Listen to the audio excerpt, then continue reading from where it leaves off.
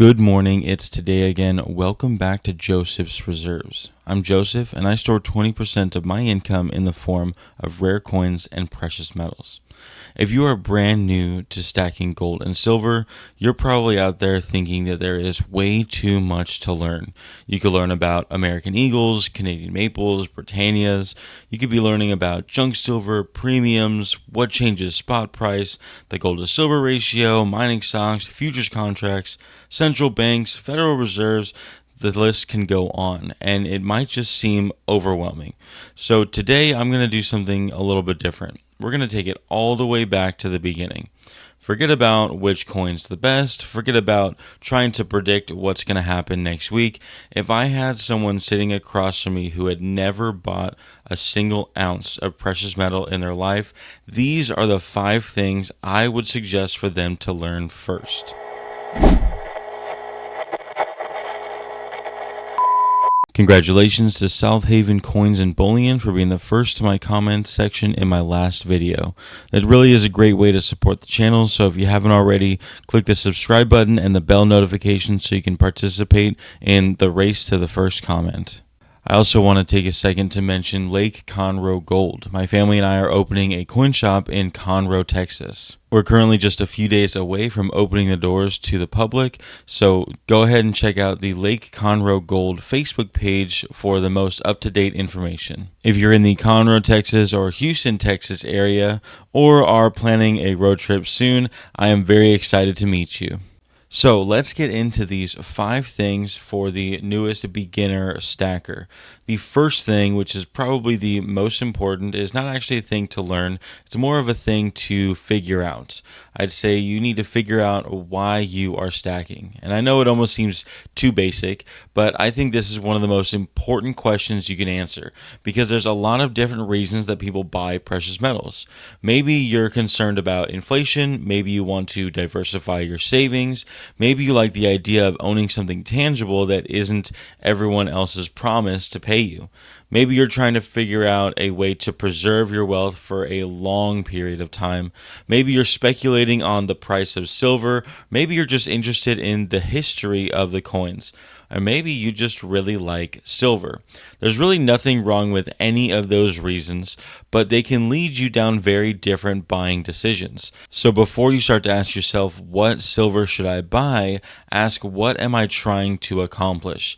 If you're trying to make a few extra dollars by holding onto some silver and selling it later, then that's going to look very different than someone who is trying to put together an entire collection of every type of coin. And anyone who's been doing this for a little bit of time realizes that why, or the answer to why you stack, can slightly change over time as well. So don't get too hung up on this before buying anything. Just know that if you get a solid answer, it might shift the things that you buy. The second thing every beginner stacker needs to understand is what is the spot price. And if you're brand new, I want you to do something very simple. It's go to kitco.com. kitco.com. Kitco is one of the most commonly used sources for watching the live precious metals prices, and it's a great place for a beginner to start learning how the market works. But there's something very important too. Kitco doesn't decide what silver is worth. The price you're seeing is reflecting the global precious metals market. All around the world, buyers and sellers are constantly placing orders for silver. Those transactions happen across major financial markets, including futures markets and the global over-the-counter market. And as those buyers and sellers interact with each other, the market prices change.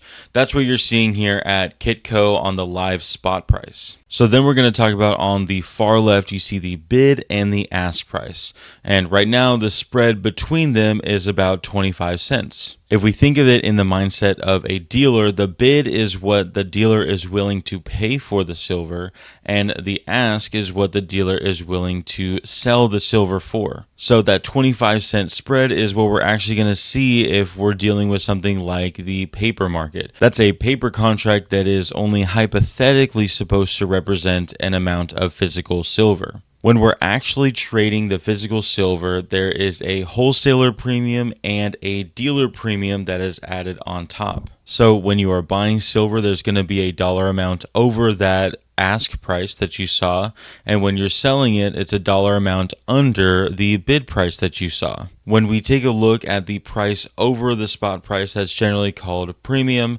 and when we account for both, people call that the spread, the difference between what you pay and what you would get when you sell it. Since premiums do change over time, the spread is really only important if you are planning on buying and selling in a very quick and short time period.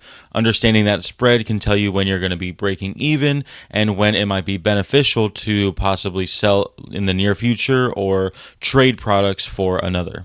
Number 3 is to know exactly what you're buying, and I'm going to freeze this frame here so we can get a really close look.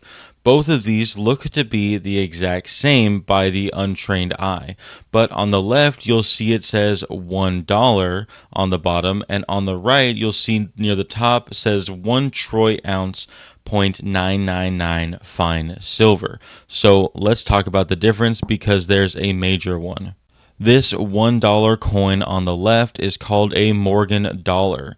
America made these Morgan dollars out of 90% silver, and they contain 0.77344 ounces, just a bit over 3/4 of an ounce. Now on the right, we have what's called a generic round. This happens to be modeled after the Morgan dollar, meaning it just has the same design, but this is 0.999 fine silver, which is 99.9% pure, and this does contain a full troy ounce of silver. Today, modern bullion, even American commemorative coins, are made of pure silver, either 3 nines or 4 nines, which is really just 99.9% pure or 99.99% pure. Then when we look back at when coins used to circulate, they needed some copper so they would hold their form and fight against all the wear of circulation. So a lot of coins used to be 90% silver or even less pure.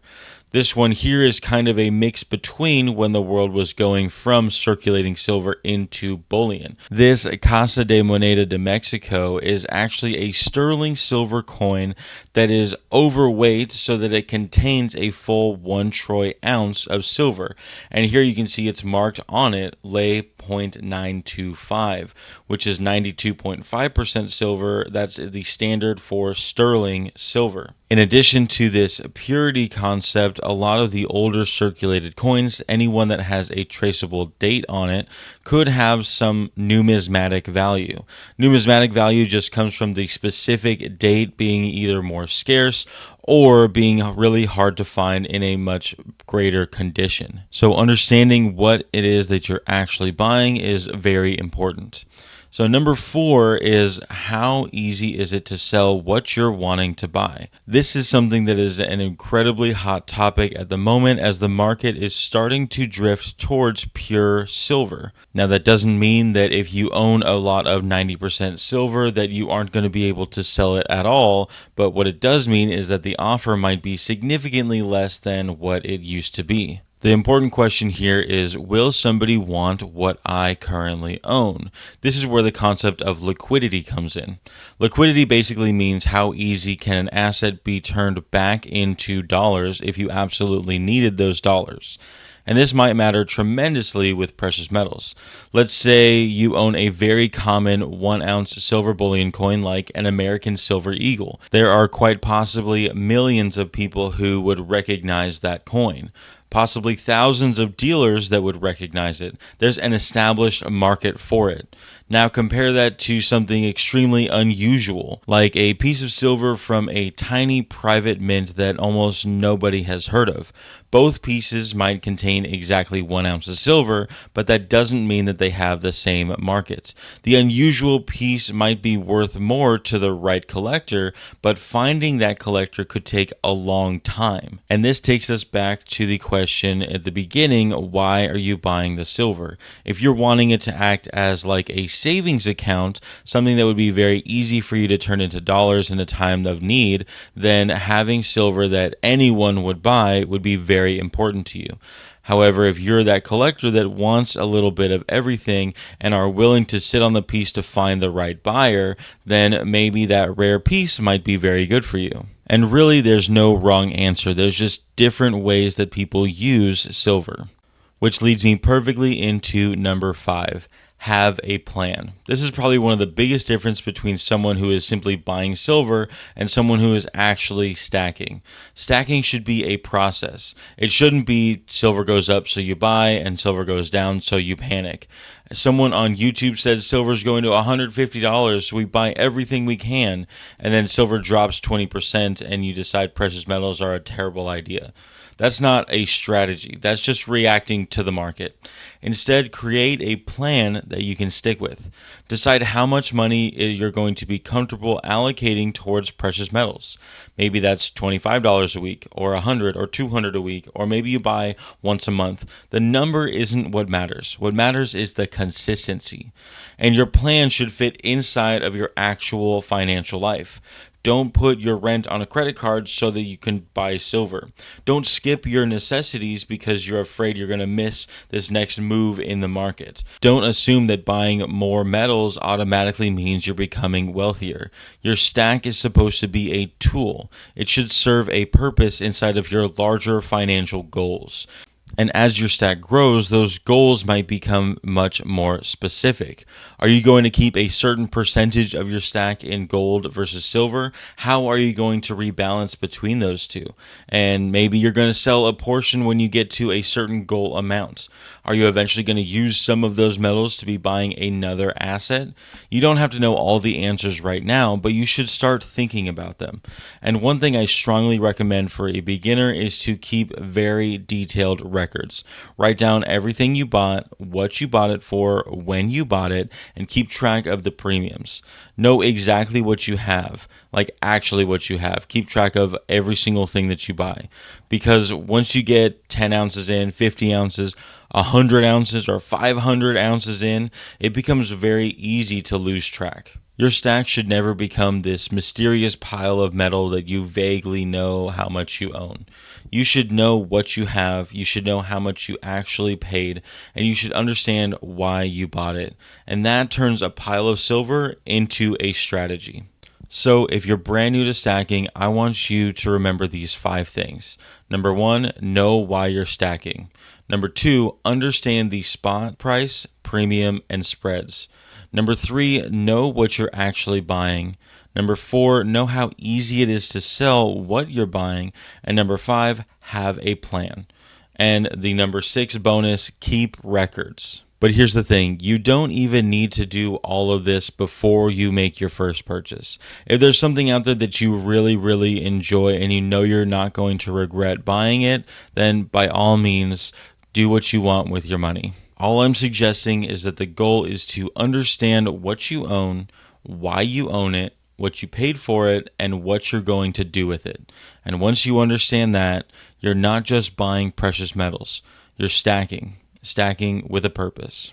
So if you liked today's video, make sure you go down and hit the thumbs up button. Go into the comment section to start a conversation or continue one. Share the video with someone you think may need to hear this, and subscribe if you haven't already.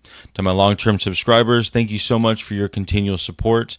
Make sure you go check out Lake Conroe Gold on Facebook and my website josephsreserves.com for my merchandise, my zip-up bags, the coffee mug, and of course the It's Today Again coffee. But most of all, thank you so much for watching. And just remember, every ounce adds up. So no matter how small, just keep stacking.